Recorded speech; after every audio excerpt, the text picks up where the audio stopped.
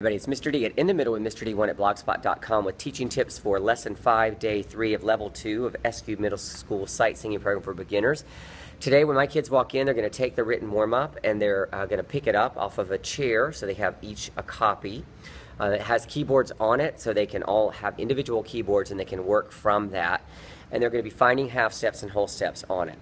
So the goal in this lesson for me is to help them be able to find a half step or whole step regardless of where it is, because later it's going to help them with their understanding when they build major scales.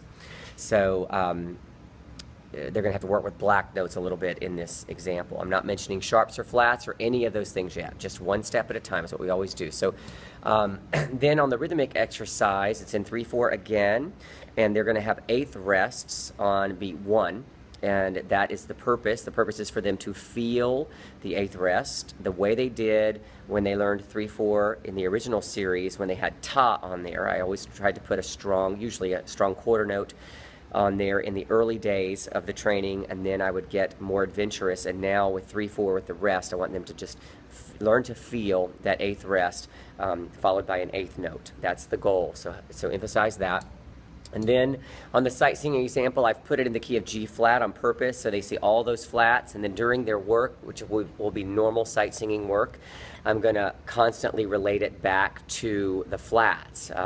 So I'm going to ask things like, is this a G? And they're going to say yes. And then I'm going to point back to the flat and say, but it's really not a G, it's a G flat. I'm just going to start pushing them in that direction for the later stuff we're going to learn regarding chromatics, all of the stuff. We're just laying the foundation the same way we did with the original series, one step at a time.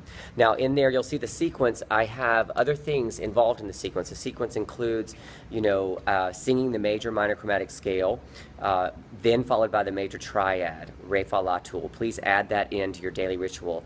That will really help them later. We're just, again, laying the groundwork. And then I'm going to have them sing 3-part chromatic scale for ear training. That's their ear training moment.